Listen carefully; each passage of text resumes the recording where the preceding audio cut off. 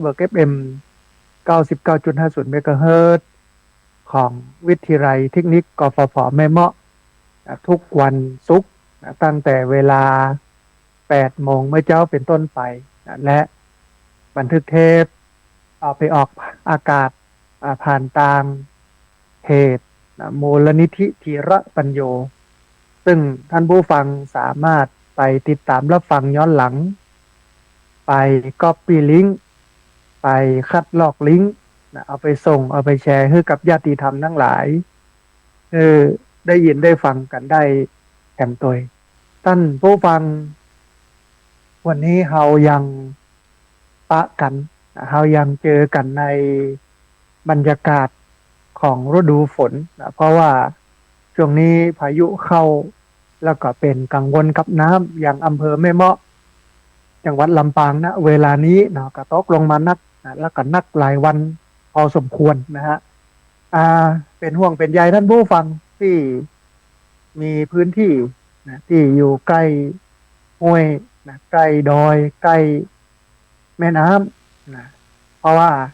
อาจจะเกิดเหตุการณ์ดินโคลนถล่มน้ำป่าไหลหลากน้ำล้นตลิ่งซึ่งมันจะส่งผลเสียหายต่อหมู่เฮาทั้งหลายได้ อันนี้ก็เป็นเรื่องกังวลท่านผู้ฟังนะฮะเพราะนั้นท่านผู้ฟังต้องระมัดระวังกับสถานการณ์น้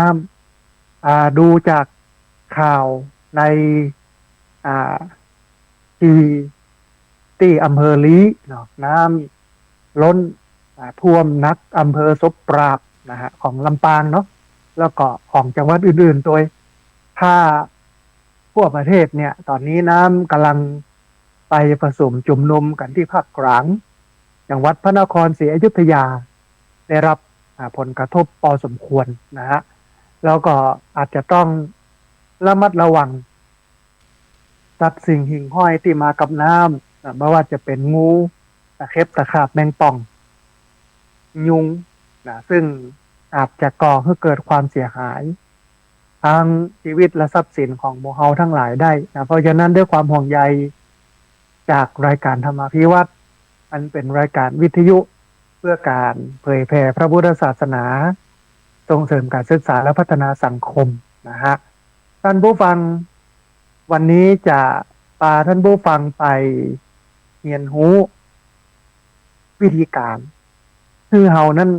มีความสุขกับการเป็นตัวของตัวเองมันมีวิธีการที่จะทำให้เฮานั้นมีความสุขกับการเป็นตัวของตัวเก่าคือบางครั้งบางทีคนเฮาเนี่ยเมื่อดำเนินชีวิตไปเรื่อยๆไปเจอประสบการณ์ ไปเจอสิ่งใหม่ๆถ้าหากว่าเฮาบ่ได้ตั้งเป้าหมายไว้บ่ได้ตั้งเป้าไว้ความฝันเหล่านั้นอาจจะถูกกลืนกินโดยผู้คนโดยเหตุการณ์โดยการเวลาดึงเอาไปท้ายที่สุดเขาก็จะหลุดออกจากวัตถุประสงค์เป้าหมายที่เขาตั้งไว้กระทำให้เขานั้นเมื่อถึงจุดหนึ่งย้อนมาดูตัวเก่าไม่เห็นร่องรอยการมีความสุขเลยเพราะว่าเกิดการพัดเปลี่ยนไปเรื่อยๆรู้สึกเคว้งคว้างรู้สึกหมดคุณค่าอันนี้คือภาวะทั่วไปนะของคนทั่วไปเพราะฉะนั้นวันนี้อาจจะต้องมาเรียนรู้กับการมีความสุขกับตัวเก่าโดยบทความเนี่ยท่านเทนชินเกียโชทาลายลามะองค์ที่14เพิ่นได้วางระบบได้บอกได้กล่าววิธีการในการที่จะมีความสุขกับตัวเก่าได้แต่ว่าท่านผู้ฟังก่อนที่เราจะไปฟังเรื่องนี้เรามีนัดกันนะ เรามีนัดกันในวันพุธที่26พฤศจิกายนพุทธศักราช2568เวลา9โมงไม่เจ้าเป็นต้นไปคือในวันที่26ซึ่งเป็นวันพุธเนี่ยเรามีนัดกันในวันพุธที่26นี้คณะกรรมการที่พักส่งสถาบันธรรมาภิวัตน์ร่วมกันครับมูลนิธิธีระปัญโยร่วมกันครับ โรงเรียนผู้สูงอายุตำบลร่วมกันกับสถาบันธรรมาภิวัตน์ก็ได้จัดผ้าป่าขึ้นเพื่อที่จะนำปัจจัยนั้นไปกั้นอาคารคุณแม่แชล่มอุดมทรัพย์เป็นกุฏิที่พักของพระสงฆ์นะฮะเพราะฉะนั้นท่านผู้ฟังท่านใดว่างเว้นจากภารกิจการงานเรียนเชิญเจริญพรได้มาร่วมบุญกันเริ่มตั้งแต่9 โมงไม่เจ้าเป็นต้นไปนะฮะในกำหนดการก็มีวางระบบไว้8 โมงถึง 9 โมงก็จะเป็นการลงทะเบียนเข้าร่วมงานแล้วก็เปิดโอกาสให้คนที่มาร่วมงานเนี่ยร่วมทำบุญกับพระป่าแล้วก็9 โมงครึ่งถึง11 โมงครึ่งก็จะเป็นเวทีเสวนานำไหว้พระโดยอาตมาภาพพระสาธิตธีรปัญโยหลังจากไหว้พระแล้วก็เปิดเวทีเสวนาเดี๋ยวหลังแลหน้า1 ปีมูลนิธิธีรปัญโยคุณค่าและประโยชน์ต่อสังคมดำเนินรายการโดยท่านผู้ช่วยศาสตราจารย์ดร.อนันต์อุปสอดมีผู้ร่วมเสวนาอยู่ประมาณสัก7 ท่านมีอาตมาภาพพระสาธิตธีรปัญโยประธานมูลนิธิธีรปัญโยมีพระมหาสมชาติชาตะปัญโยซึ่งเป็นพระนักจัดรายการวิทยุ มีร้อยตรีชัยวงศ์ตระกูลปราชญ์ชาวบ้านมีคุณโยมปิยพลเอี่ยมสมบูรณ์นักพัฒนาสังคมพัฒนาสังคมและความมั่นคงของมนุษย์จังหวัดลำปางมีคุณโยมพินิจทองคำกรรมการมูลนิธิธีรปัญโยมีคุณโยมอนุพงษ์ตาจินะสื่อมวลชนมีนางสาววรันทิตาสิทธิฤทธิ์ผู้อำนวยการโรงพยาบาลส่งเสริมสุขภาพตำบลศพปาดก็เสวนากันไปจนถึง11 โมงครึ่งหลังจากนั้นเวลา11 โมงครึ่งถึงบ่ายโมงก็จะเป็นการถวายภัตตาหารเพลแด่พระสงฆ์แล้วก็ญาติโยมที่มาร่วมงานก็รับประทานอาหารกลางวันร่วมกันแล้วก็เปิดให้พี่น้องญาติโยมได้ร่วมกันบริจาคผ้าป่าสามัคคีนะฮะเมื่อถึงเวลา 13 นาฬิกาถึง 14 นาฬิกาบ่ายโมงถึงบ่ายสองตัวแทนคณะกรรมการที่พักสงฆ์สถาบันธรรมาภิวัตน์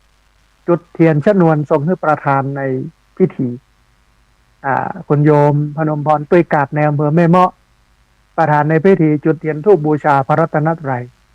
นางสาวกนัชชาชัยเสนสจ.เขต 2อำเภอแม่เมาะ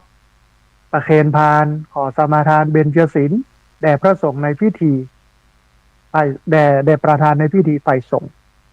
มัคคณายกนำกล่าวคำสมาทานเบญจศีลผู้เข้าร่วมพิธีกล่าวคำสมาทานเบญจศีลหลังจากนั้นก็มีการทอดถวายพระป่านะฮะคุณโยมพนมพรตุ้ยกาบในอำเภอแม่เมาะและนางสาวกนัชชาชัยเสนสจ.แม่เมาะเขต 2ตลอดจนถึงตัวแทนผู้ร่วมพิธีประเคนต้นพระป่าแด่ประธานในพิธีฝ่ายสงฆ์ประเคนปัจจัยไทยธรรมแด่พระสงฆ์นะฮะแล้วก็นางสาวกนัชชาชัยเสนนายพนมพรตุ้ยกาบตลอดจนถึงตัวแทนหน่วยงานต่างๆก็ได้มากล่าวอนุโมทนาหลังจากนั้นอาตมาภาพก็กล่าวอนุโมทนานำกรวดน้ำฮือศีลฮือปอนนะฮะนำนั่งสมาธินำหยาดน้ำแผ่เมตตาแบบพื้นบ้านล้านนาแล้วก็มัคคณายกนำไหว้พระก็เดินทางกลับโดยสวัสดิภาพคืองานเนี้ยมีกิจกรรมอยู่2 อย่างช่วง9 โมงครึ่งถึง11 โมงครึ่งเป็นเวทีเสวนาเพราะว่ามูลนิธิธีรปัญโยที่อาตมาภาพตั้งใจกับพี่น้องเจ้าหมู่ญาติธรรมแล้วก็ได้รับการสนับสนุนจากญาติโยมในการคอมปัจจัยเป็นเงินทุนตั้งต้น200,000ตอนนี้จัดตั้งแล้วได้จะครบ1 ปีในเดือนนี้เดือนพฤศจิกายนวันที่29 พฤศจิกายนก็เลยจัดงานครบรอบ1 ปีอู้ถึงคุณค่าอู้ถึงประโยชน์ตลอดจนถึงอู้ถึงที่ผ่านมาว่าเนี่ยอย่างกันพ้อง คนได้ประโยชน์อย่างใดแล้วก็ทิศทางในการที่จะเดินหน้าของมูลนิธิเนี่ยเป็นอย่างไรนะแล้วก็ภาคบ่ายก็เป็นการทอดผ้าป่าเพื่อนำปัจจัยเอามากั้นอาคารที่คุณแม่แชล่มอุดมทรัพย์เปิ้นถวายปัจจัยสร้างไว้เป็นที่พักกุฏิที่พักของพระสงฆ์นะเพราะว่าตั้งแต่สร้างเจดีย์กุฏิสองหลังโดนลื้อไปก็บ่มีกุฏิอยู่อาตมาภาพก็มาอาศัยอยู่ที่อาคารคุณแม่แชล่มอุดมทรัพย์โล่งๆนะเมื่อคืนมาตอนจะนอนตอนจะจำวัดก็เอาผ้าห่มที่นอนมาปู แล้วก็จำวัดท่านเมื่อเจ้ามาแจ้งมาก็เก็บผ้าห่มที่นอนเอาไปใส่ในตู้ไว้มันแบบมีความเป็นส่วนตัวไม่มีความเป็นส่วนตัวไม่มีความมิดชิดเนาะก็เลยกึดใจว่าอันก็กั้นห้องไว้ล็อกหนึ่งเอาไว้เป็นที่พักของอาตมาภาพแล้วก็ของพระคุณเจ้าครูบาอาจารย์ที่มาแอวมาแหวงที่พักสงฆ์จะได้พักกันนะฮะอันนี้ก็เป็นส่วนหนึ่งทีนี้ท่านผู้ฟังที่ผ่านมาก็มีญาติโยมได้มาร่วมทำบุญกันมีอยู่17 รายโอนปัจจัยเข้ามาร่วมทำบุญก็มีคุณโยมมิรินบาเทอร์มีผู้ช่วยศาสตราจารย์ดร.วรันทรจงรุ่งโรจน์สกุลมีคุณโยมวิวัฒน์ปินตามีคุณโยมสุพจน์วงคำลือมีคุณโยมสมพรรัตนังมีคุณโยมภาวพันธ์โตแสงมีแม่เหรียญชาทายุ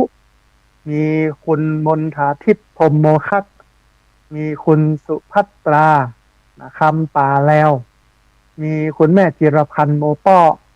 มีคุณแม่สีทรเปรมจิตมีคุณโยมนพนาถมาลัยกุลมีคุณโยมสุทธินีสุวรรณคุปมีคุณโยมอัชราศรีภรกิจมีคุณโยมระมิตาสายใจมีคุณโยมชยานนท์แซ่ย่างแล้วก็แอมหลายๆท่านที่บ่ได้นามนะฮะจะคืนยอมแม่เพนขาวเตี้ยก็โทรมาแจ้งว่าโอนปัจจัยไปแล้วเนอะเนี่ยนะแม่เพนขาวเตี้ยนะฮะอันนี้ก็เป็นคนที่ร่วมบุญกันมาค่าใช้จ่ายก็คิดว่าน่าจะประมาณ100,000นะฮะถึงค่ากั้นแล้วก็แต่งห้องน้ำที่อาบน้ำที่ส่งน้ำที่ล้างหน้าล้างตาแปรงฟันนะฮะอันนี้ก็เป็นข่าวบุญหนึ่งที่เอามาท่านผู้ฟังทั้งหลายได้ฟังส่วนหนึ่งท่านผู้ฟังก็เปิดโอกาสญาติโยมได้มาเป็นเจ้าภาพโรงทานเนาะเอามาเลี้ยงญาติโยมแต่คนอาจจะไม่เยอะเนี่ยประมาณสัก100นะฮะโครงการบอกว่าจะเป็นอาหารบอกว่าจะเป็นขนมผลไม้น้ำดื่มนะก็ตอนนี้มีอยู่ประมาณสัก8 ท่านมีคุณโยมสมจิตอินทรวิจิตนะเปิ้นจะเอาข้าวเหนียวส้มตำเอาข้าวต้มมัดมาเลี้ยงนะฮะมีคุณโยมศิริขวัญกันแท้เขียวอันนี้เป็นขนมวุ้นกะทิมีคุณโยมรัตดาวันปันเตมีนักเรียนโรงเรียนผู้สูงอายุตำบลศพปาดบ้านศพเตินกับบ้านกวางม่วงตำบลนาซักนะฮะบ้านศพเตินนี่ตำบลศพปาดบ้านกวางม่วงตำบลนาซักอันนี้เป็นเอาต้มข่าไก่มากับข้าวสวยมีนักเรียนโรงเรียนผู้สูงอายุตำบลศพปาดบ้านศพปาดบ้านปงต้นปิน บ้านสวนป่าแม่จางอันนี้เปิ้นจะเอาขนมจีนน้ำยาโคราชมาเลี้ยงมีนักเรียนโรงเรียนผู้สูงอายุบ้านศพเมาะเปิ้นจะเอาผัดไก่ใส่ขิงและข้าวสวยมาเลี้ยงมีนักเรียนโรงเรียนผู้สูงอายุบ้านตะหลองลาดบ้านห้วยรักไม้กับบ้านแม่เกียงอันนี้ยังบ่แจ้งอาหารเตื้อว่าจะเอาอะไรอย่างมาเลี้ยงนะฮะมีคุณแม่ปาวรีอินสุวรรณเอาน้ำดื่มจำนวน20 แพ็คมาเลี้ยงผู้ที่มาร่วมกินร่วมทานกันในวันที่26 พฤศจิกายนพุทธศักราช2568นะเพราะฉะนั้นท่านผู้ฟังท่านใดอยากจะเอาขนมมาเลี้ยงนะเอาอาหารมาเลี้ยง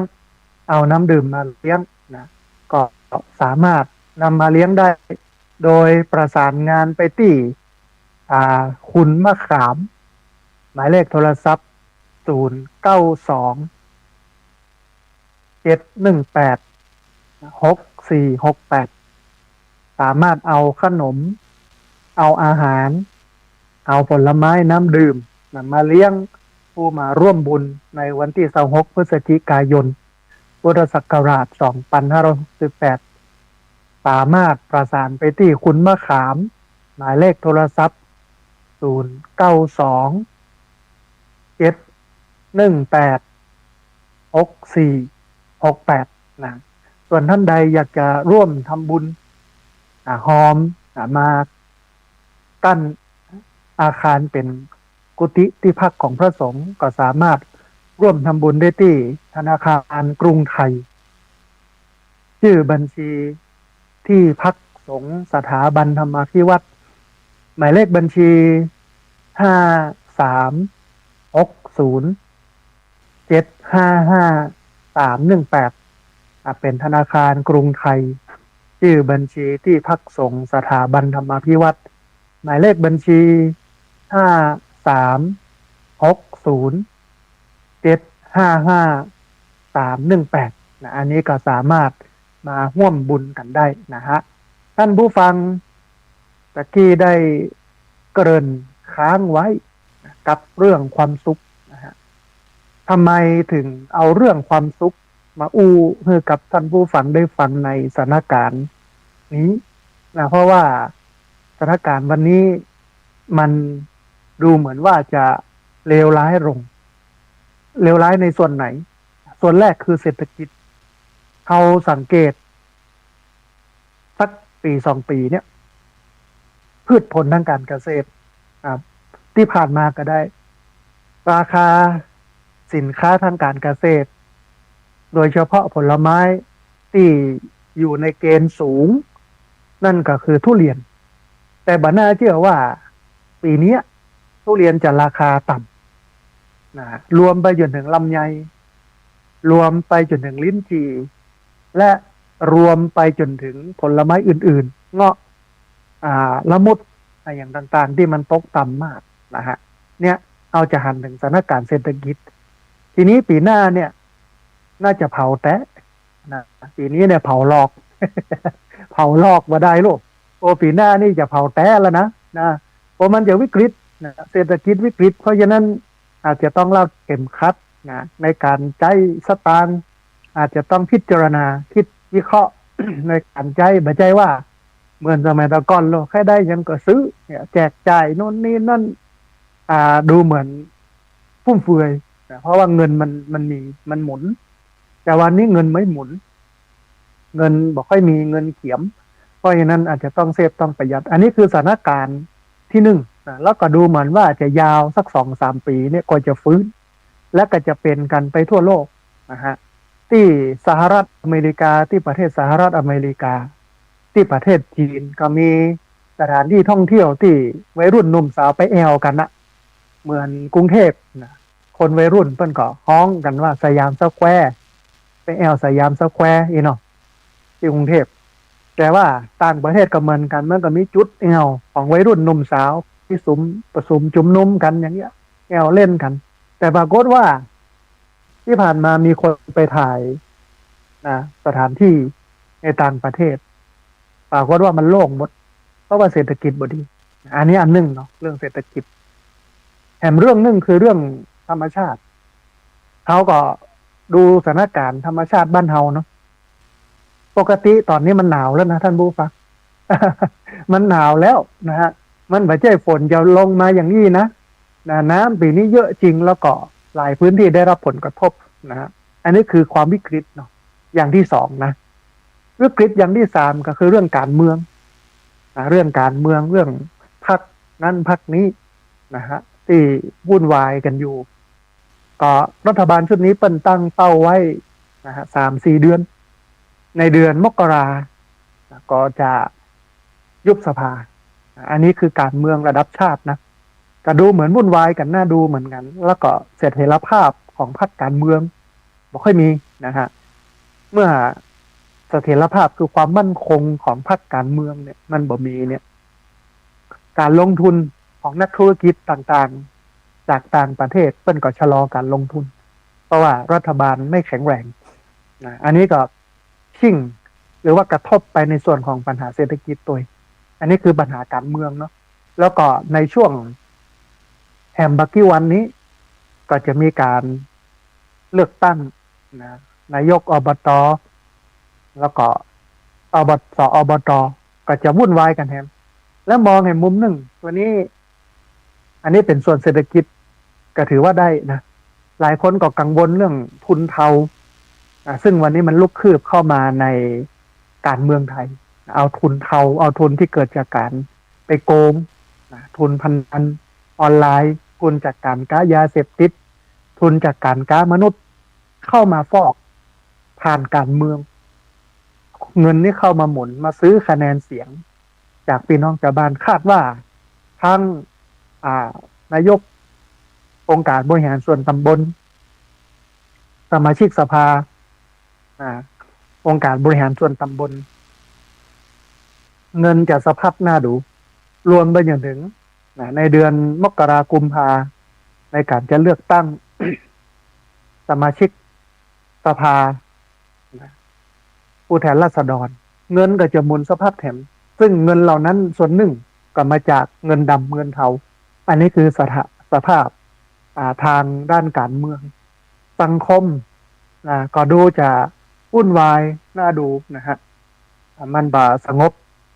มันบ่เป็นตี้เป็นตางก็ดูเรื่องของอันชายแดนเรื่องความตึงเครียดในแนวชายแดนที่ทหารเขมรหรือว่าทหารอันกัมพูชาเริ่มมีการยิงปะทะอาจจะมีการฉีกMOU ที่เคยเซ็นกันไว้นะมาปะทะกันแหมรอบหนึ่งอันนี้ก็เป็นส่วนหนึ่งนะที่เฮาหันเนาะหันถึงปัญหาในเมืองไทยที่มันรุมเร้าหมู่เฮาซึ่งมันก็จะทำให้เฮานั้นบ่มีความสุขมันบ่ม่วนอกบ่ม่วนใจในการอยู่นะเพราะฉะนั้นวันนี้ก็เลยเอา24วิธีในการจะทำให้ชีวิตนั้นมีความสุขกับการเป็นตัวเองนะฮะเอามาท่านผู้ฟังทั้งหลายได้ฟังกันในรายการธรรมาภิวัตน์ในวันนี้ท่านผู้ฟังความสุขคือสิ่งที่เขากู้คนแสวงหาแล้วก็เขาเนี่ยต่างนิยามความสุขด้วยสิ่งต่างๆที่ได้มาบอกว่าจะเป็นงานที่ดีถ้าได้งานดีมันก็เป็นความสุขนะครูครองที่ใจถ้าได้กู้ครองกู้ชีวิตที่มันดีมันใจมันก็เป็นความสุขอาหารที่ชอบชอบกินอันยังแล้วได้กินอันนั้นก็เป็นความสุขเที่ยวในฝันได้ไปแอลในที่อยากไปก็เป็นความสุขหรือสิ่งของที่เราปรารถนาอยากให้ได้แล้วก็ได้มามันก็เป็นความสุขแต่ทีนี้ท่านผู้ฟังเมื่อเขาได้สิ่งเหล่านั้นมาแล้วบ่เมินมานานนะท่านผู้ฟังความสุขมันก็หายไปราวกับความสุขนั้นมันมีอายุนะเดิมทีก็ใฝ่หาเดิมทีก็ใฝ่หาแต่พอได้มาก็เท่านั้นมันบอกเหี้ยมันไม่ใช่วิเศษวิโสอะไรยังสุขจากการเสวยในการเสพสิ่งของเหล่านั้นหลังจากนั้นความสุขก็หมดลงทีนี้ท่านผู้ฟังเราบ่สามารถหาความสุขได้จากโลกภายนอกตราบใดที่เรายังบ่ได้สร้างความสุขขึ้นภายในจิตใจของเราเหี่ยก่อนท่านทาไลลามะองค์ที่14ท่านเทนชินเจียนโชเปิ้นได้กล่าวถึงความสุขไว้อย่างนั้นก็คือว่าเขาบ่สามารถจะหาความสุขได้จากโลกภายนอกตราบใดที่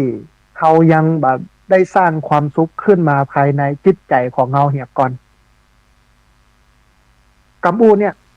มันบอกว่าความสุขที่แท้จริงเนี่ยมันเกิดขึ้นจากตัวเราไม่ใช่สิ่งภายนอกมันอยู่ที่เราพอใจเนาะทีนี้มันก็มีคำถามก็คือแล้วเราจะมีความสุขจากตัวเก่าได้อย่างไรจะทำให้ตัวเก่าเป็นความสุขได้อย่างไรค ความสุขจะเกิดขึ้นจากตัวเองได้อย่างไรเพราะว่าคนทั้งหลายมองความสุขเป็นสิ่งภายนอกเบื้องต้นเนี่ยที่วิ่งกันแสวงหากันหามาด้วยดีหรือว่าบ่ดีมาด้วยชอบบ่ชอบทุจริตบ่ทุจริตจนกระทั่งวันนี้วงการตำรวจก็เป็นข่าวเรื่องนายตำรวจใหญ่รับเงินเว็บพนันมันก็เป็นความสุขนะส่วนหนึ่งตึงดีบ่ดีเนาะเข้ามาทีนี้ท่านผู้ฟังเราลองมาเนี่ยตัวซาวสีวิธีต่อไปนี้แล้วเราจะปะว่าความสุขที่ยั่งยืนมันเกิดจากตัวเราไม่ใช่สิ่งที่มันยากอย่างที่เขาคิดนะฮะซาวสีวิธีในการจะทำให้เรามีความสุขด้วยตัวเองมีอะไรอย่างพ่อเราลองมาพอทีละข้อละข้อท่านผู้ฟังแล้วข้อไหนที่เรามีอยู่แล้วเราก็ขีดเส้นใต้ไว้ในใจว่าอันนี้เหรอข้อนี้เรามีแล้วดูเนี่ยส่วนข้อที่บ่มีมันต้องสร้างเพิ่มคือมันครบกระบวนการของมันนะฮะข้อแรกเปิ้ลบอกว่าต้องชื่นชมสิ่งที่ทำให้คุณเนี่ยดูพิเศษนะต้องชื่นชมสิ่งที่ทำให้เรานั้นดูว่าเขานั้นเป็นคนพิเศษท่านผู้ฟังเขาลองสังเกตตัวเก่าพอว่าเขานั้นมีข้อดีอะไรคือข้อดีของเราเช่นเขาเนี่ยอู้ได้3-4 ภาษาอันนี้ก็เป็นข้อดีของเขานะ2วาดรูปได้3มีมนุษยสัมพันธ์ในการสร้างเพื่อนใหม่ๆหรืออาจจะเป็นเรื่องง่ายๆอย่างเช่นหูจักร้านอาหารที่มันล้ำแถวบ้านซึ่งคนทั่วไปบอกให้หูอันเนี้ยเขาจะมีความพิเศษซึ่งเป็นตัวของเขาที่มันบ่งบอกในว่าในความเป็นตัวเขาว่าเขามันมีสิ่งที่อยู่ในตัวเองเพราะฉะนั้นท่านผู้ฟังสิ่งหนึ่งเนี่ยอาจจะต้องไปเสาะไปค้นหาความสามารถแบบนี้ในตัวเขาอาจจะไม่ได้แปลว่าสิ่งที่เขามีที่เขาเก่งที่เขาเป็นนั่นอาจจะไม่จำเป็นจะต้องดีต้องเก่งที่สุดท่านผู้ฟังแต่หมายถึงสิ่งที่เขาทำแล้วมันสบายใจมันพอใจนะเขาทำอย่างเงี้ยมันสบายใจเพราะฉะนั้นเนี่ยมันต้องค้นหาตัวเก่าเพื่อปะว่าเขานั้นมีสิ่งไหนที่ทำแล้วมันดูเหมือนว่าเขานั้นเป็นคนพิเศษขึ้นมาสิ่งที่มันเป็นความพิเศษของเขาอาจจะไม่ได้เป็นสิ่งที่ดีที่สุดที่เลิศเลอเพอร์เฟกที่สุดแต่มันเป็นสิ่งที่เขาทำแล้วมันภูมิใจเขาทำแล้วมีความสุขกับมันอันนี้อันแรกเนาะต้องชื่นชมสิ่งที่ทำให้เขานั้นรู้สึกพิเศษว่าเขานี่อู้เก่งเฮ้ยค้นปะแล้วว่าเป็นคนอู้เก่งค้นปะแล้วว่าเป็นคนที่ชอบปลูกต้นไม้ค้นปะว่าเป็นคนที่ชอบปฏิบัติธรรมนั่งสมาธิเดินจงกรมเป็นคนชอบอ่านหนังสือเป็นคนที่ชอบฟังธรรมะเป็นคนที่ชอบไปกินไปตานเข้าวัดเข้าวารวมไปจนถึงเวลาครูบาอาจารย์จัดการจัดงานอะไรอย่างต่างๆเขาก็ไปร่วมกินร่วมตานเอาโฮงตานไปออกตัวหรือบ่าเอาไปออกแต่ไปร่วมกินร่วมตานอันนี้ก็คือความพิเศษของเขาที่มันอยู่ในตัวเขาอันนี้เป็นข้อแรกที่เราจะต้องปะต้องเจอต้องค้นเพื่อปะต้องค้นเพื่อเจออันนี้ข้อแรกข้อที่2ก็บอกว่าต้องลดความบ่มั่นใจลงคือเรานั้นมีความมั่นใจมันเป็นพลังท่านผู้ฟังที่จะทำให้เรานั้นเดินไปตั้งหน้าการรู้สึกบ่มั่นใจมันก็บ่ใช่เป็นเรื่องแปลกนะเพ ราะว่าทุกคนนั้นล้วนมีเรื่องที่บ่มั่นใจด้วยกันทั้งนั้น ท่านผู้ฟังลองสำรวจพอว่าเขาบ่มั่นใจในเรื่องอะไรอย่างแล้วก็เขียนเรื่องเหล่านั้น เพื่อตรวจสอบว่าเราสามารถแก้ไขได้ก่อนหรือบางเรื่องอาจเป็นปัญหาเล็กๆที่หากมองดีๆเนี่ยอาจบ่ใช่เรื่องที่ทำให้เรานั้นต้องเสียความมั่นใจก็ได้บ่มีไผที่สมบูรณ์แบบบ่มีไผที่ดีที่สุดแล้วก็บ่มีไผที่ครบเครื่องทั้งหมดเพราะนั้นจะไปคิดเยอะอย่าไปคิดมากธรรมดากับปัญหาที่มันเกิดขึ้นแต่วิธีการในการให้เรามีความมั่นใจลดความบ่มั่นใจลงเนี่ยสิ่งหนึ่งที่พระไลลามะเพิ่นบอกก็คือต้องเขียนว่าไอ้อย่างพ้องที่มันทำให้เรากังวลเสร็จแล้วก็เข้าไปจัดการมันนะเข้าไปพัฒนามันเข้าไปพอมันนะฮะอันนี้คืออันที่สองอันที่สามท่านผู้ฟังเขียนสิ่งที่ต้องการพัฒนาเขาต้องพอตัวเขาก่อนว่าเขาอยากจะให้เขานั้นเป็นอย่างไรซึ่งความเป็นอย่างไรของเขาเนี่ยท่านผู้ฟังมันแตกต่างกับการที่คนอื่นอยากให้เขาเป็นนะถึงวันนี้ที่เขาตุกถึงวันนี้เนี่ยเพราะว่าเขาไปเป็นคนที่เดินตามกำอู้เดินตามน้ำกำปากของคนอื่นเป็นว่าอย่างใดเขาก็พยายามจะเนี่ยตัวเองเพื่อเป็นแบบที่คนอื่นว่าทีนี้มันแบบจะมี คนเดียวเนาะที่อู้เพื่อเขาเป็นอย่างนั้นเพื่อเขาเป็นแบบนี้มันมีหลายคนโน้ท่านผู้ฟังทีนี้เขาก็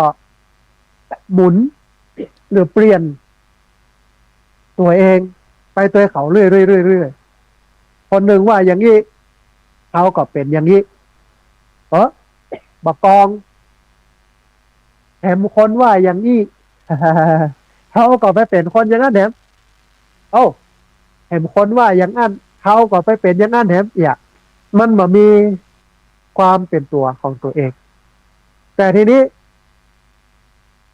สิ่งหนึ่งที่มันจะทำให้เราแก้ปัญหานี้ได้ก็คือต้องเขียนสิ่งที่ต้องการพัฒนาต้องเขียนว่าเรามันมีข้อบกพร่องอะไรอย่างพ้องและจะต้องพัฒนาสิ่งนั้นขึ้นมาให้มันดีคือต้องมองตัวเก่าอย่างซื่อสัตย์แล้วก็เลือกข้อเสียที่ต้องการแก้ไขและทำเพื่อได้เช่นถ้ารู้สึกว่าตัวเองเป็นคนที่ตื่นขวายก็ลองตื่นเจ้าขึ้นมาด้วยการตั้งนาฬิกาเร็วกว่าเดิมทีละน้อยเช่น5 นาทีหรือ10 นาทีก็ได้แล้วก้อยๆขยับไปเรื่อยๆจนถึงเวลาที่ตั้งใจไว้อันนี้คือเขียนสิ่งที่ต้องการพัฒนาหาเวลานิ่งๆสัก10 ถึง 15 นาทีหยิบกระดาษปากกาขึ้นมาเขียนข้อดีข้อเสียแล้วเลือกข้อเสียที่หนักที่สุดมาเป็น1 เรื่องที่จะจัดการที่จะพัฒนามันนะอันเนี้ยคล้ายๆกับทอดพระป่ากิเลสตักบาตรความดีเหมือนกิจกรรมตักบาตรความดีทอดพระป่ากิเลสที่จะทำกันในช่วงส่งท้ายปีเก่าต้อนรับปีใหม่ทุกปีในช่วงส่งท้ายปีเก่าต้อนรับปีใหม่อาตมาภาพก็จะจัดกิจกรรมทอดพระป่ากิเลสตักบาตรความดีเขียนความบดีใส่ไว้ในกระดาษอันนี้คือทอดพระป่ากิเลสแต่อย่างบดีเขียนไว้เอาสักอย่างหนึ่งที่ ที่มันเป็นปัญหาและอุปสรรคขัดขวางชีวิตไว้เขียนลงไปในดีกาผ้าป่าในหน้าซองผ้าป่าปกติผ้าป่าต่อไปเนี่ยเปิ้นก็จะเอาปัจจัยใส่แต่ผ้าป่าวันที่1 มกราคมเนาะเป็นผ้าป่าส่งท้ายปีเก่าเป็นกิเลสผ้าป่ากิเลสเอาแต่กิเลสอย่างเดียวเอาความบ่ดีอย่างเดียวนะเอาสักอย่างเขียนลงไปอันนี้คือทอดผ้าป่ากิเลสอันที่สองคือตักบาตรความดี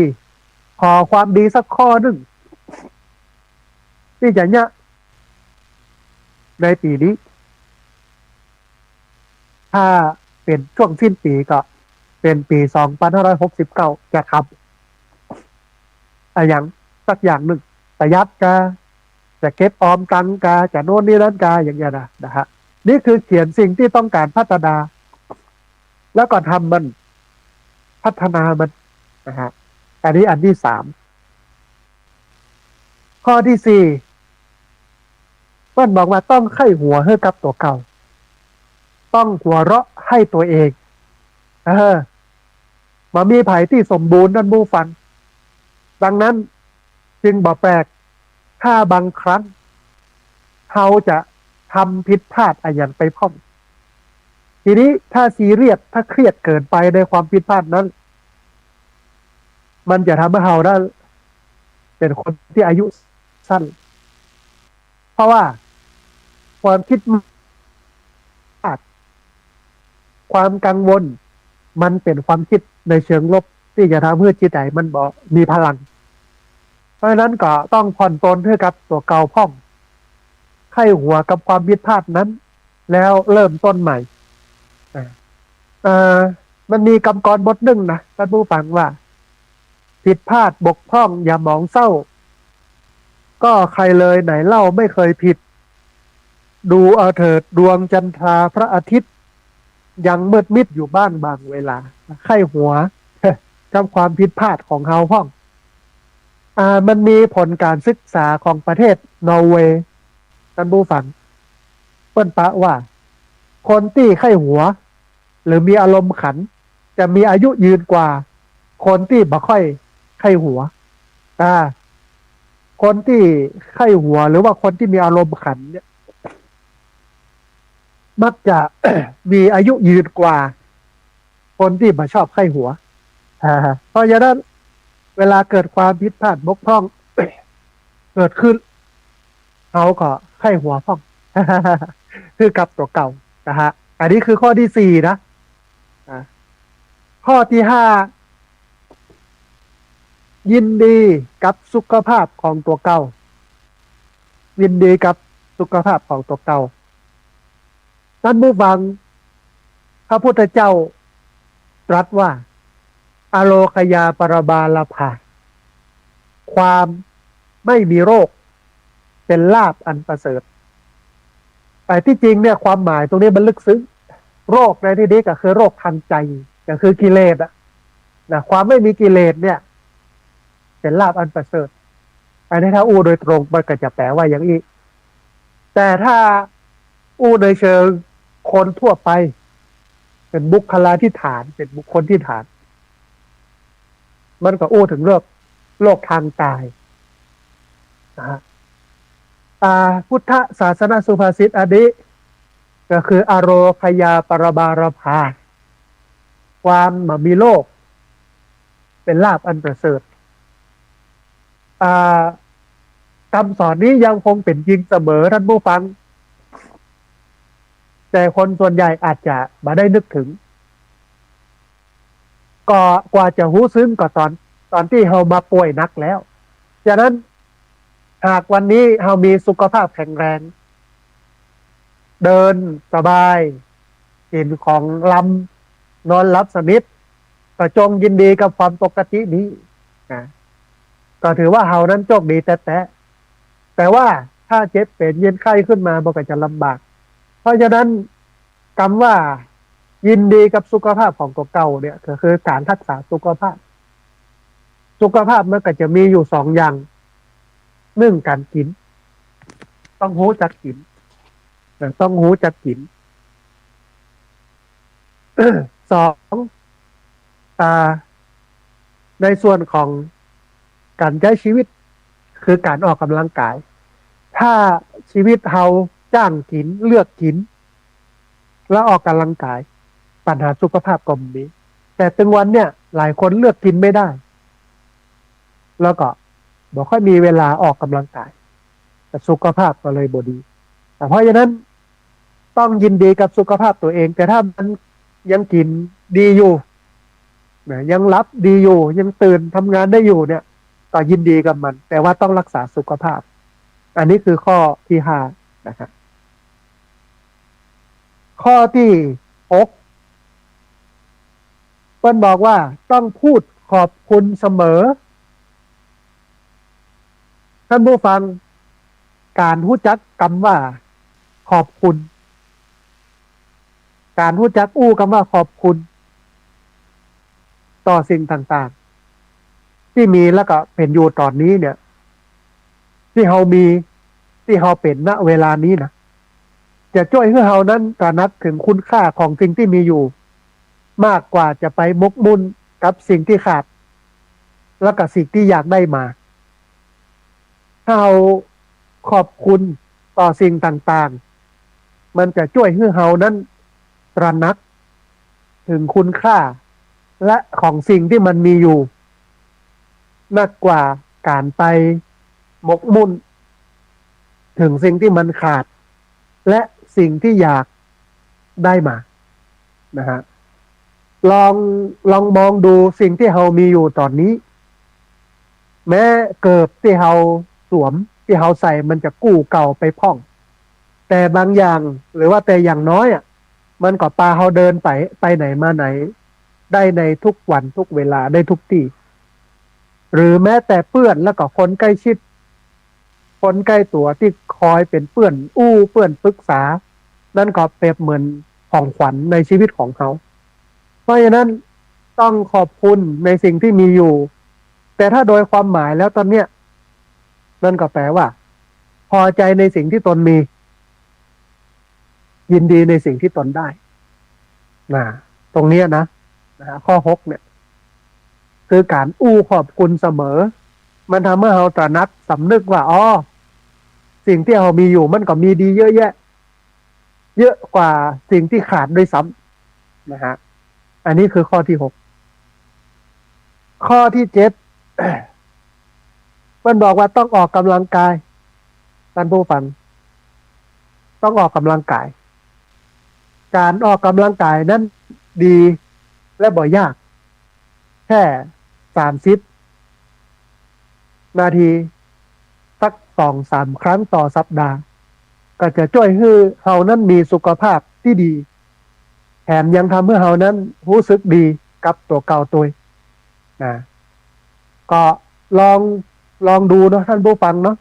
แต่สำหรับผู้สูงวัยเนี่ยการออกกำลังกายที่ดีที่สุดคือการเตียว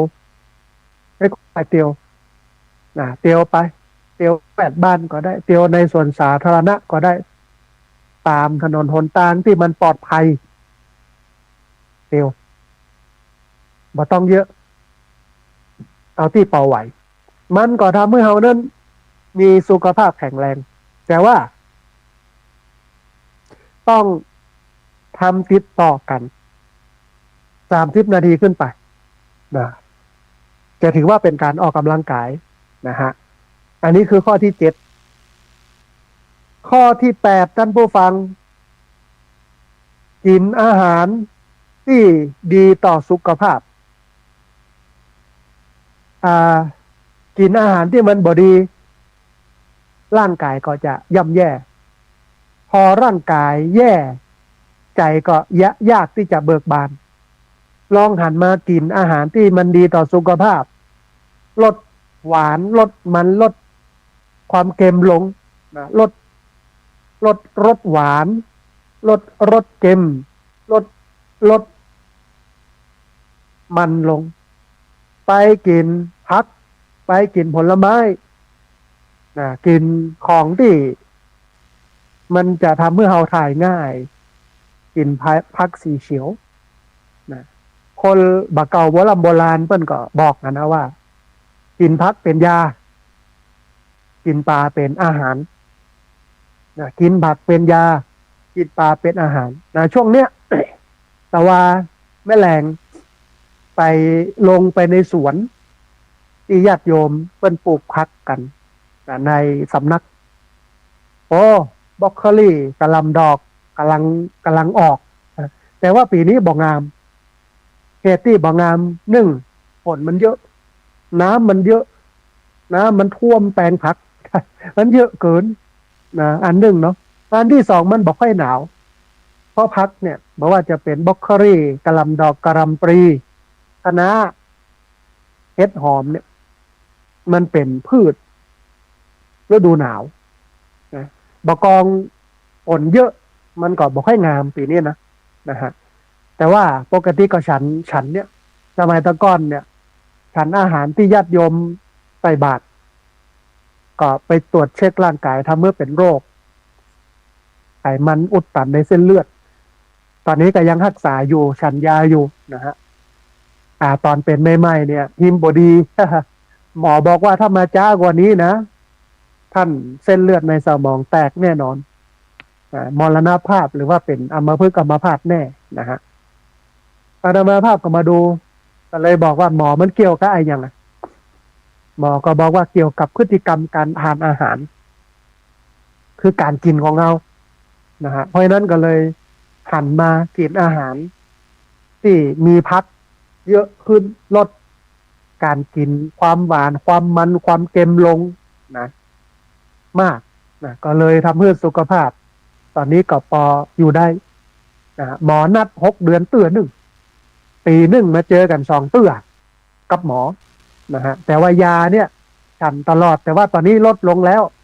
ฉันยาตอนเจ้า1 เม็ดแล้วก็แม่แรงเม็ด 1นะฮะอาหารก็เป็นสิ่งสำคัญเพราะฉะนั้นท่านผู้ฟังถ้าเขาเลือกได้เนาะลดความหวานเนอะลดความมันลดความเค็ม3 ตัวนี้เนี่ยอันตรายเป็นเปิ้นว่าสิ่งเริ่มต้นของเบาหวานความดันไขมันอุดตันในเส้นเลือดนะฮะอันนี้คือการออกอาการทานอาหารที่ดีต่อสุขภาพแถมมา1คือการเลือกสิ่งที่ชอบบนร่างกายท่านผู้ฟังเขาเนี่ยบัจำเป็นต้องรอเขาบัจำเป็นต้องงามเหมือนดาราที่เปิ้นงามที่เปิ้นรอกันนะเขาก็ทักหน้าตาหรือว่าร่างกายของเขาได้แค่เลือกสิ่ง1หรือว่า2 สิ่งบนร่างกายที่ชอบหรืออาจมีคนชมคือมันได้ยินเพื่อเราได้ยินบ่อยๆเช่นตาหรือว่าปากนิ้วหรือว่าขาแก้มนู่นนี่นั่นอย่างเงี้ยบางทีมันก็เป็นเสน่ห์แล้วก็ทำให้เรานั้นพอกอยดูดีนะเขาก็โชว์สิ่งนั้นโชว์หน้าตานะโชว์รูปร่างโชว์สิ่งที่มันสวยมันงามนะฮะเราก็เลือกสิ่งที่ชอบบนร่างกายมาสักอย่างหนึ่งนะแต่ว่าต้องเป็นสิ่งที่มันถูกกาลเทศะนะเนาะถูกตามศีลธรรมนะฮะข้อ10ท่านผู้ฟังดูแลผิวหน้าตัวเก่าดูแลผิวหน้าตัวเก่าอันเนี้ยเขาต้องปล่อยให้หน้าเมือกเพราะเหงื่อใครห้องปล่อยให้หน้ามันเป็นเมือกเพราะเหงื่อเพราะใครห้องบางทีเนี่ยอาจจะเป็นสัญญาณของการละเลยที่เขาจะดูแลตัวเองดังนั้นเนี่ยลองล้างหน้าตึงวันลองใช้โลชั่นเครื่องครีมบำรุงผิวนู่นนี่นั่นต่อที่จะใช้ได้โดยที่บ่เปลืองงบประมาณสตังค์เขาล้ำไปเอาหมอกพอให้พอดีอาจจะใช้ตรงนั้นพ่องเพื่อให้มันดูหนุ่มดูดีดูสะอาดสดใสไว้เนี่ยมันก็จะทำให้เขาชื่นใจได้นะฮะเพราะว่าความงามนี่เป็นสิ่งที่ผู้คนปรารถนาความหล่อความสวยเนี่ยมันก็เป็นกำลังใจเขาส่วนหนึ่งนะฮะแต่ถ้าเป็นพุทธศาสนาก็มองโลกตามความเป็นจริง มองเงื่อมันหันไตรลักษณ์มองเงื่อมันเป็นอนิจจังมองเงื่อมันเป็นอสุภะนะฮะแต่ว่าในเชิงของโลกมันก็อาจจะต้องดูแลมันพ่องร่างกายผิวพรรณเนี่ยนะฮะเนี่ยมันบอกว่าต้องดูแลผิวของตัวเก้าเนี่ยให้ผิวมันสดใสไว้เนี่ยเสมอนะฮะอันนี้คือข้อที่10ข้อที่11ท่านผู้ฟังมุ่งเป้าหมายในส่วนที่ถนัดอันนี้สำคัญท่านผู้ฟังมีคนส่วนน้อยที่จะได้ทำงานที่ชอบ100%หากงานที่ทำนั้นมีบางอย่างชวนให้งุดหงิดหรือว่าน่าเบื่อลองเอาลองพอกอยหาจุดที่ชอบแล้วก็ถนัดในงานนั้นแม้จะเป็นจุดน้อยๆอย่างการได้ออกเดินทางการได้ใจความคิดเงียบๆคนเดียวหรือว่าการได้เฮียนหูเทรนใหม่ๆอย่างก็ได้สักอย่างที่มันสอดรับกับตัวเราแล้วก็มุ่งเป้าไปที่งานส่วนนั้นลงมือทำตั้งใจทำและลองหาทางต่อยอดจากสิ่งที่ชอบพอมาแน่อาจจะได้หันโอกาสใหม่ที่เราได้เข้าใกล้งานที่ชอบนักขึ้นนะฮะสิ่งหนึ่งที่มันจะทำให้เรามีความสุขก็คือได้ทำในสิ่งที่เราอยากทำแต่คนส่วนน้อยนะมันจะได้ทำในสิ่งที่อยากทำเนี่ยโดยเฉพาะคนรุ่นใหม่ที่จบมาเนี่ยได้ไปทำงานตามหน้างานตัวเองเนี่ยตามสิ่งที่ตัวเองถนัดตามสิ่งที่ตัวเองชอบตามสิ่งที่ตัวเองมีความรู้จบมามันเป็นเรื่องยากมากเลยซึ่งวันนี้พิษป่าพิษตัวมดนะท่านผู้ฟังคนจบอย่างหนึ่งกับไปยะอย่างหนึ่งเพราะว่าไอ้ที่จบมันจบหลายคนที่เก่งเพิ่นก็เอาไปก่อนแล้วบางครั้งบางทีก็ไปบ่ถึงเขาบ่ใช่คนท็อป10เขาก็อยู่ตั้งหลังเปิ้นนะฮะก็ต้องทำงานในสิ่งที่เขาบ่ถนัดแต่มันได้ตังค์ก่อนอ่ะเพราะชีวิตมันต้องเคลื่อนด้วยเงินสังคมมันใช้เงินแต่ว่าถ้าหากว่าเรามุ่งเป้าไปในส่วนที่เราถนัดพัฒนาความถนัดนั้นแล้วก็มุ่งไปที่งานที่พอสามารถที่จะเอาความถนัดไปใช้ในงานได้ถ้ามองได้อย่างเนี้ยทำได้อย่างเนี้ยเราก็จะมีความสุขนะเพราะได้ทำในสิ่งที่ตัวเองถนัดนะฮะอันนี้คือข้อ11ข้อ12ฮักเพื่อนร่วมงานนะฮักเพื่อนร่วมงานท่านผู้ฟังผู้คนเนี่ย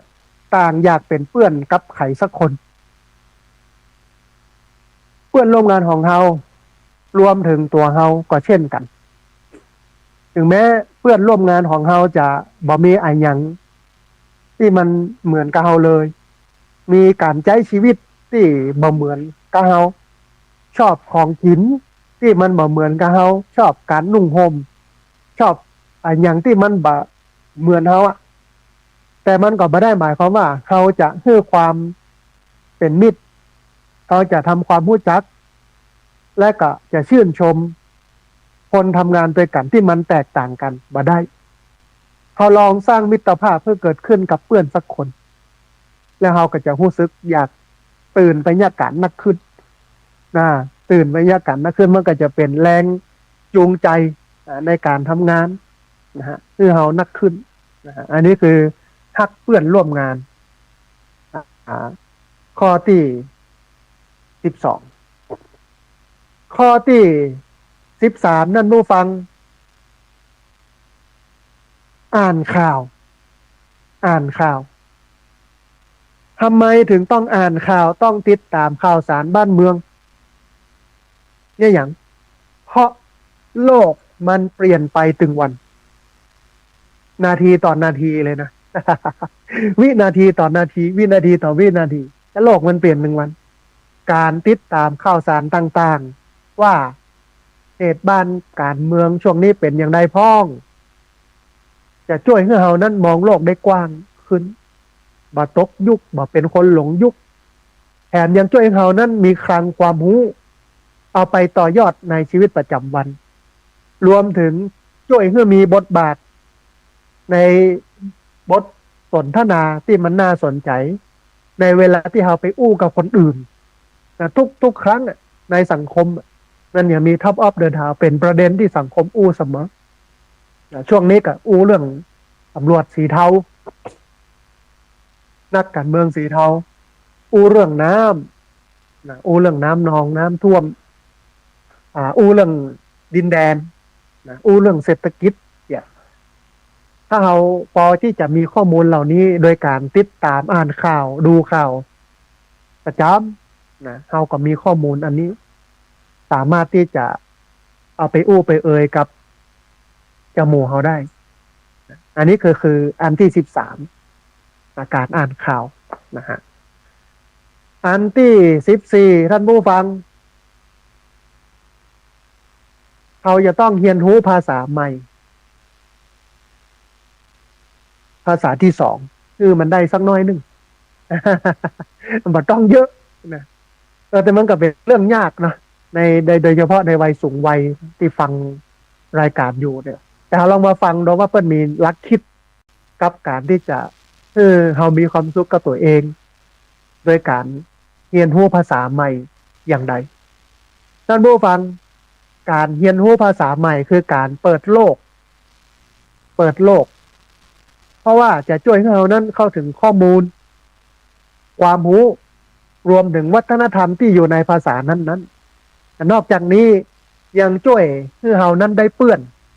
แล้วก็ช่วยเปิดโอกาสใหม่ๆให้กับชีวิตนะฮะภาษามันเป็นรหัสความลับของวิถีชีวิตผู้คนนะถ้าสมมติเราไปเรียนภาษาจีนเนี่ยเราก็จะรู้วัฒนธรรมรู้วิถีชีวิตรู้ความเป็นอยู่ผู้คนของประเทศจีนพอเรียนภาษาอังกฤษเราก็รู้ในโซนยุโรปนะโซนอังกฤษเนี่ยเราก็รู้ภาษารู้วัฒนธรรมรู้อะไรอย่างต่างๆของเปิ้ลภาษาญี่ปุ่นก็รู้ศิลปะวัฒนธรรมภาษาของเปิ้ลเนี่ยอาจจะต้องรู้ภาษาใหม่แต่ว่าเดี๋ยวนี้โชคดีแล้วในการเรียนเนี่ยไม่จำเป็นต้องอะไรอย่างที่มันลึกเพราะว่ามันมีการแปลภาษาออกมาโดยเทคโนโลยีคือเรานั้นได้เข้าใจได้นะครับภาษาของประเทศนั้นนะฮะแต่ถ้าเราเรียนรู้ได้ก็ดีนะอันนี้คืออันที่14อันที่15ท่านผู้ฟังคือเวลากับตัวเก่าเวลาเป็นสิ่งมีค่าจริงเพราะว่าตอนนี้เดือน11แล้วเดือนพฤศจิกายนเดือนหน้าก็เป็นเดือนธันวาเป็นเดือนสุดท้ายของปีนะบัตรตันอย่างก่อนจะสิ้นปีแล้วท่านผู้ฟังหลายคนก็บอกว่าบัตรตันเนี่ยอย่างสักอย่างกำเตือนเนาะว่าอย่าปีนึงแล้วนะ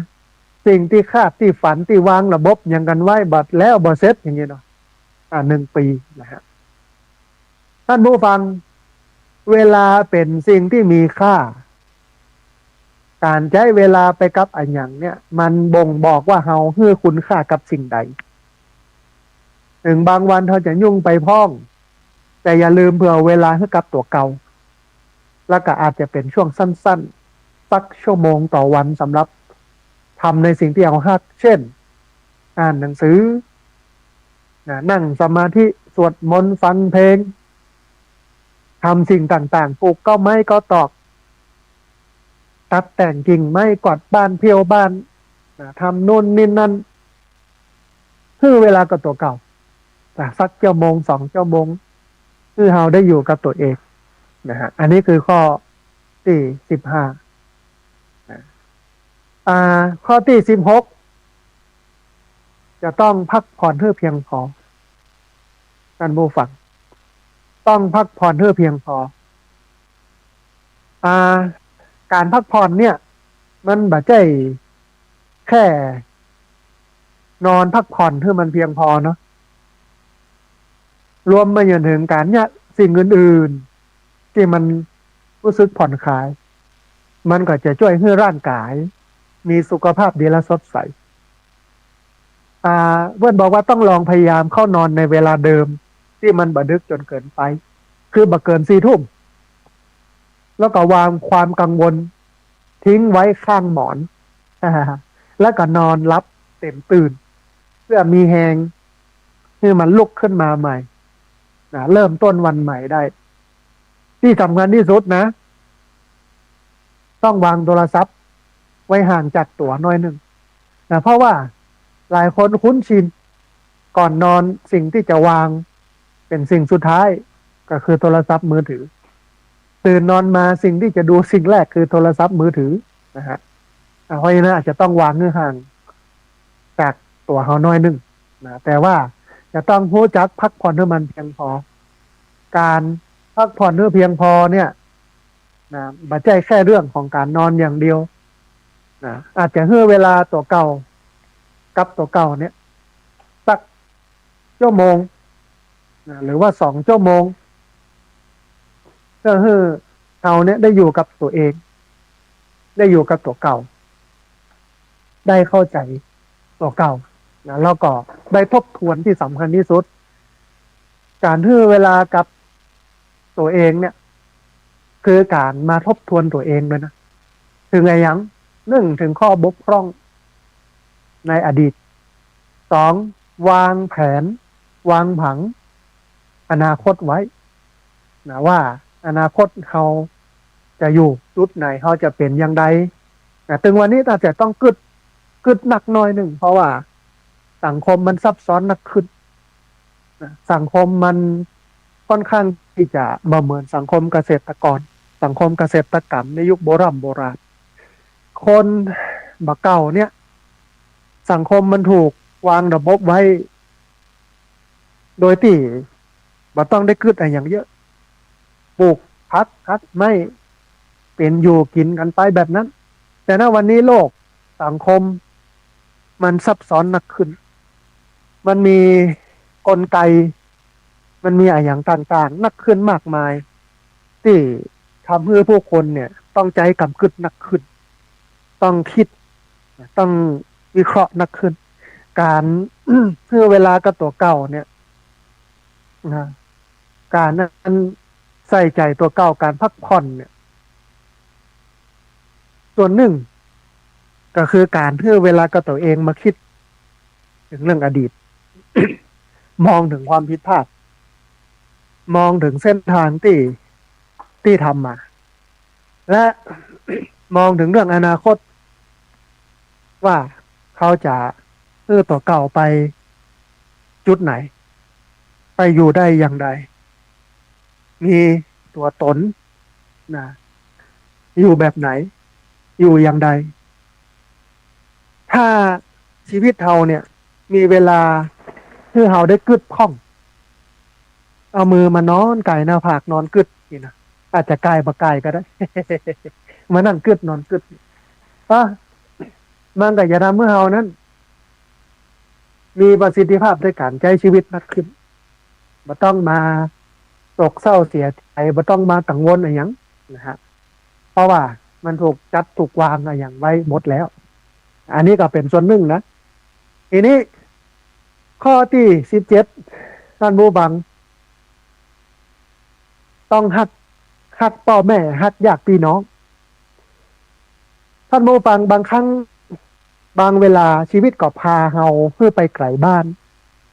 จนลืมว่าบุคคลที่เขาฮักที่สุดคือคนที่ใกล้ตัวที่สุดที่ดูแลเฮามาตั้งแต่เกิดจนเติบโตแม้บางเวลาจะยุ่งยากมากแค่ไหนแล้วก็ลองหาเวลาสัก5 นาทีโทรหาพ่อแม่พ้องแล้วก็แวะไปหาใช้เวลาโอบกอดสนทนาหรือว่าออกไปแอวด้วยกันเชื่อเถอะว่าช่วงเวลาเล็กๆเหล่านี้เนี่ยมันจะสร้างความสุขให้กับเฮาแล้วก็พ่อแม่นะผู้สึกมันจะทำให้เฮานั้นผู้สึกอิ่มเอมใจเพราะฉะนั้นท้ายที่สุดถึงวันนี้นะท่านผู้ฟังมันหนีบ่พ้นคนในครอบครัวหนีบ่พ้นพ่อแม่หนีบ่พ้นญาติพี่น้องในการจะมาดูแลกันในการจะมาพอกอยกันแต่ตอนเนี้ย เป็นประเด็นข้อคิดที่สำคัญที่จะต้องแก้พระเจ้าพระสงฆ์ออกจากครอบครัวบางครั้งบางทีก็ไปอยู่ต่างแดน อยู่ต่างบ้านต่างจองสมัยที่เปิ้นยังหนุ่มเจ้าพระสงฆ์เหล่านั้นก็ทำหน้าที่ของความเป็นพระหนุ่มนำประกอบพิธีกรรม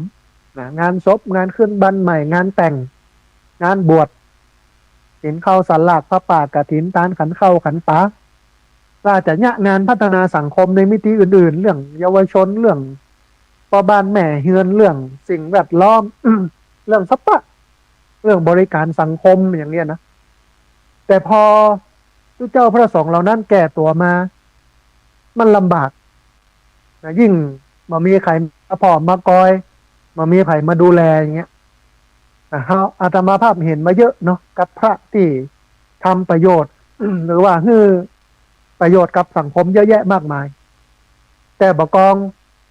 ตัวเก้าแก้ตัวลงมามีใครมาดูแลเลยอนาถานอนตายโดยที่ไผ่บอกหูก็มีเพื่อหูกันเน่าบึ้งแล้วเนี่ยคือสิ่งหนึ่งที่อาจจะต้องมามองกันว่าเราจะแยกอย่างไรกับเหตุการณ์หรือสถานการณ์แบบนี้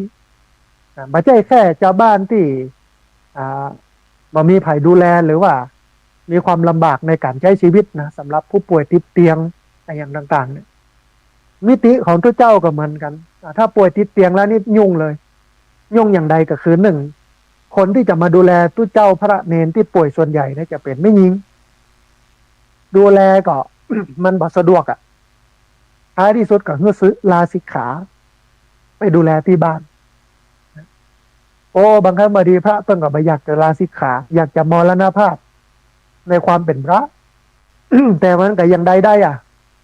คนจะดูแลมันก็เป็นไม่ยากไม่ยิงเนี่ยมันก็จะทำเมื่อเรารู้สึกแบบนี้เหมือนกันในสังคมปัจจุบันนี่ก็เหลือแต่คนเฒ่าอยู่บ้านคนหนุ่มคนกำก็ออกไปยาการเสว่าหากินนะมันบ่เหมือนประเทศที่มีสวัสดิการดีบ่ต้องยากการนักแต่ได้ตังค์เยอะมันมีหลายประเทศที่บ่ต้องทำงานนักนะแต่ว่ามีเงินใช้แต่เฮาเนี่ยเงินน้อยแม้แต่กล้าตอบแทนให้กับผู้สูงวัยเดือนหนึ่ง600-800เนี่ยมันพอนะอย่างน้อย3,000ก็ต่อเดือนมันถึงจะกุ้มจะพอกับผู้สูงวัยนะแต่ว่าท้ายที่สุดคนในครอบครัวสำคัญที่สุด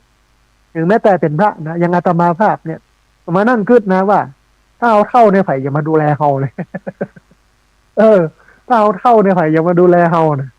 มันจำเป็นจะต้องมีคนที่มาดูแลใส่ใจนะอันนี้คือเรื่องหนึ่งที่สำคัญเพราะฉะนั้นท้ายที่สุดก็นี่บ่พ้นคนในครอบครัวก็คือพ่อแม่พี่น้องนะอาจจะต้องดูกันแต่ว่าถ้าขยายไปได้ถ้าเป็นพระเจ้าพระสงฆ์หรือว่าเป็นชาวบ้านสามารถมีคนมาดูแลมีคนมาพอมากอดได้มันก็ดีนะฮะอันนี้คือข้อที่17 ข้อที่18ท่านผู้ฟังฮักพี่น้องของเขาตะกี้อู้ถึงพ่อแม่ตอนนี้มาถึงพี่น้องสมัยตะก้อนเนี่ยพี่น้องมีหลายแต่ณวันนี้มันน้อยนะแล้วก็สังคมก็เริ่มเปลี่ยนความสนิทชิดเชื้อกันเกื้อกูลกันมันก็น้อยลงนะเกือบทุกที่นะฮะแต่ว่าถ้าเรามีญาติพี่น้องที่มีอยู่เขาก็ต้องรักษากันไว้ให้ดีจับมือจับแขนกันไว้ให้ดีมันถึงจะเป็นญาติพี่น้องด้วยกันได้แล้วก็จะเกื้อกูลกันได้แต่ความเป็นพี่เป็นน้องเนี่ยบางทีมันต่างสายเลือดนะถึงกับเป็นพี่เป็นน้องได้พระเจ้าก็บอกว่าวิสาสาปรมายติความสนิทสนมนะมันเป็นญาติอย่างยิ่งความเป็นญาติก็คือการสนิทสนมกันถือว่าเป็นญาติพี่น้องอันนี้คือวิสาสาปรมายติอาจจะต้องฮักพี่ฮักน้องการเกื้อกูลกันมันจะเกิดขึ้นอันนี้อันที่18อันที่19ต้องเรียนรู้ที่จะยอมรับคำขอโทษเรียนรู้ที่จะยอมรับกรรมขอโทษท่านผู้ฟังบ่มีภัยบ่เคยพลาดพลั้งหากเพื่อนหรือว่าคนสำคัญเดินเข้ามาขอโทษอย่างจริงใจแล้วก็พวกเขาทำบางอย่างลงไปจงยกโทษและให้อภัยบ่เป็นอย่างเนอะเป็นอย่างนั้นก็เป็นบทเรียนนะแล้วก็เพื่อต่อไปก็บ่ควรยะแหม เรียนรู้ที่จะ ยอมรับกรรมขอโทษ ยอมรับการสำนึกผิดของคนเพื่ออภัยคนนะฮะอันนี้คืออันที่19มันมันต้องเป็นอย่างนั้น เพราะโลกเนี่ย ใครที่บ่เคยผิดพลาดมันมีนะเหมือนกับกรบทหนึ่งที่เปิ้นบอกว่าผิดพลาดบกพร่องอย่าหมองเศร้า ก็ใครเลยไหนเล่าไม่เคยผิด ดูเอาเถิดดวงจันทราพระอาทิตย์ยังมืดมิดอยู่บ้างบางเวลาเป็นเรื่องปกติ แต่ถ้าผิดแล้วเปิ้นหูว่าเปิ้นผิดแล้วเปิ้นมาขอโทษอันเนี้ยต้องให้อภัย แต่ผิดแล้วบอกหูจักว่าผิดไม่รู้จักผิดจักชั่ว แล้วมันก็บอกควรที่จะให้อภัยเพราะให้อภัยไปมันก็มีผลในยังเพราะมันมาสำนึกผิด ถ้าสำนึกผิดแต่มันขออภัยก็จะฮืออย่างนี้เป็นต้นอ่ะข้อที่สาวท่านผู้ฟังไม่ใช่ข้อที่สาวข้อที่สาวขออภัยอู้ขอโทษเสมอเมื่อทำผิดโดยเวลาเราทำผิดพลาดเราอาจจะต้องอู้คำว่าขอโทษข้อที่19เนี่ยเพิ่นบอกว่าต้องเรียนรู้ที่จะรับกรรมขอโทษก็คือเรียนรู้ที่จะให้อภัยกับคนเพราะคนเรานั้นมันธรรมดามีความผิดพลาดเป็นเรื่องปกติบ่มีมนุษย์คนไหนที่เกิดมาแล้วสมบูรณ์แบบต่างคนต่างมีข้อบกพร่องแต่ละอย่างต่างกันนะฮะข้อที่20เนี่ยนอกข้อที่19เรียนรู้ที่จะให้อภัยคนอื่นแล้วข้อที่20เนี่ยเรียนรู้ที่จะขอโทษเสมอเมื่อทำผิดต้องขอโทษเมื่อทำผิดแต่ณปัจจุบันนี้สังคมไทยข้อนี้มีน้อยทำผิดมักจะกบเกลื่อนถ้าเป็นผู้ที่มีอำนาจมีตำแหน่งมีหน้าที่ใหญ่โตมักจะหลบซ่อนสิ่งนี้ไว้บอกขอโทษนะบอกฮู้เรื่องบริยะจะกลายเป็นขี้จุโกหกไปเหี้ยสังคมมันก็เลยมีปัญหาแบบนี้การเมืองมันก็เริ่มไปไหนสักเตื้อวนเวียนกันอยู่อย่างเงี้ยนะฮะเพราะฉะนั้นเวลาเราทำผิดเนี่ยต้องยอมรับผิดเมื่อยอมมาผิดปุ๊บต้องไปขอโทษต่อคนที่ได้รับผลกระทบจากการทำความผิดของเราต้องงูจักขอโทษแต่วันนี้กรรมเนี้ยในสังคมไทยมันน้อยเป็นสังคมญี่ปุ่นรัฐมนตรีพัวพันกับทางการทำผิดต้องรอให้ไขมาไล่ออกนะเปิ้นบ่ต้องรอให้ศาลมาชี้เปิ้นออกเลยแต่ประเทศไทยนี่ต้องเอาถึงที่สุดพวกเราต้องถึงศาลฎีกาพวกเราใช้เวลาเมิน กว่าจะออกกันได้อย่างกันได้นี่นะเพราะมันเป็นเรื่องยากนะต้องรู้จักขอโทษเมื่อทำความผิดการมาหนึ่งคือต้องชื่นชมธรรมชาติชื่นชมธรรมชาติในโลกนี้มันมีสิ่งที่มันสวยงามจากที่เราได้หันเยอะอาจจะต้องไปพอไปกอยป่าดอยภูเขา สิ่งที่มันเป็นธรรมชาติแม่น้ำอย่างต่างๆที่มันดีมันงามที่พอที่จะให้เรานั่นได้มีความชื่นอกเย็นใจ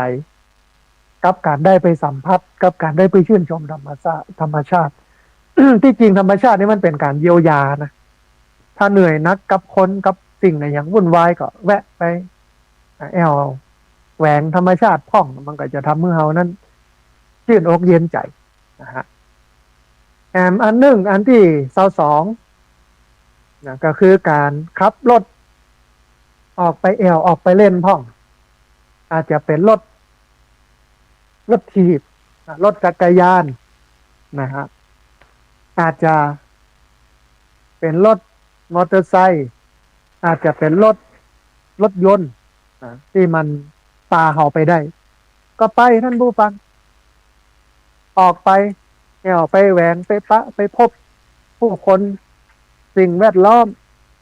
ที่มันใหม่ๆมันอาจจะทำเมื่อเรานั้นได้เกิดประสบการณ์ใหม่รู้จักผู้คนใหม่หันความแตกต่างใหม่ๆก็ได้อาจจะบาทำให้เรานั้นเป็นคนที่กังวล นะหดหูท้อถอยอยู่ที่เก่าที่เดิมบ่ได้เนี่ยหยังบ่ได้ไปไหนนะฮะคอยเป็นวิตกกังวลอยู่นะฮะอาจจะนำไปสู่การเป็นโรคซึมเศร้าอาจจะนำไปสู่การเป็นโรคต่างๆหลายโรคตัวมาทั้งที่สุขภาพจิตบดีแล้วมีปัญหาตัวนะแต่ว่าหากว่าเฮานั้นได้ไปพบปะนะกับสิ่งใหม่ๆได้ออกเดินทางนะได้รู้จักผู้คนรู้จักสิ่งสถานที่ใหม่ๆเนี่ยมันก็จะทำให้เรานั้นมีความสุขกับการใช้ชีวิตบาสมัยที่เป็นพระหนุ่มเน้นน้อยอ่ะอาตมาภาพถือว่าโชคดีเพราะว่าได้ไปแอวไปแหวนไปพอไปกอยอะไรอย่างหลายๆที่มาตั้งแต่สมัยที่เป็นหนุ่มโอ้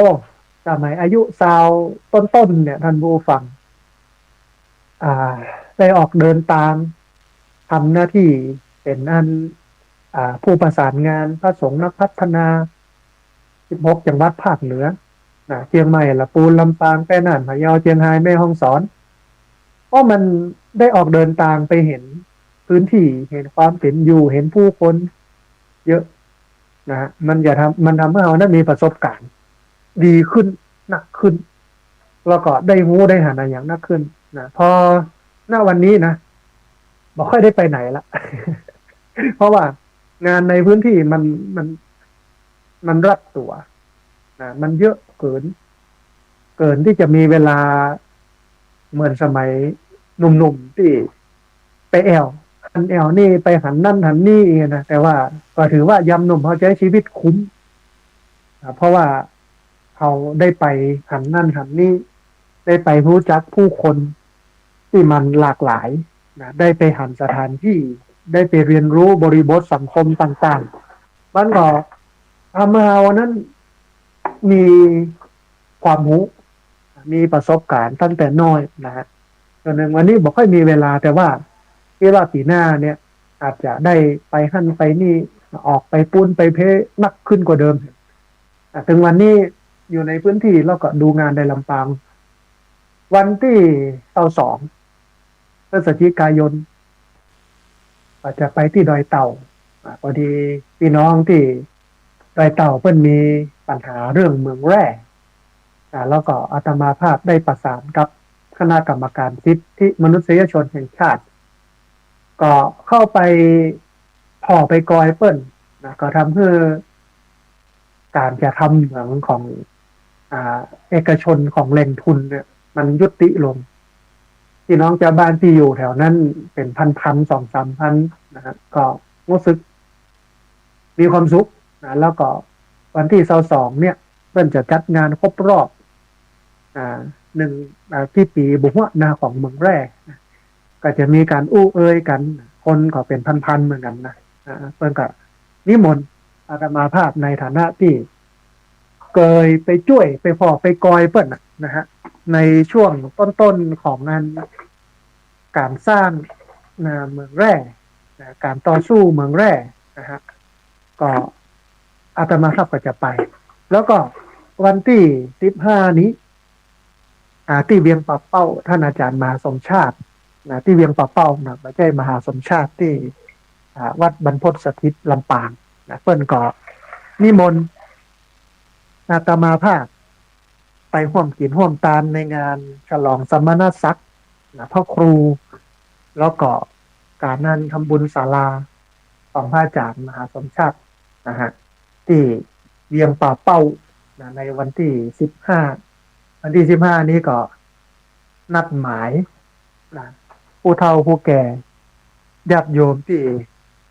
รู้จักกันว่าจะเอารถตู้ไป1 กันไปร่วมทำบุญกับท่านพระอาจารย์มหาเสร็จแล้วปิกมางานที่วัดก็มีอย่างวันพรุ่งนี้ วันที่12ก็มีการประชุมสภาผู้บริโภคประจำปีงบประมาณ2569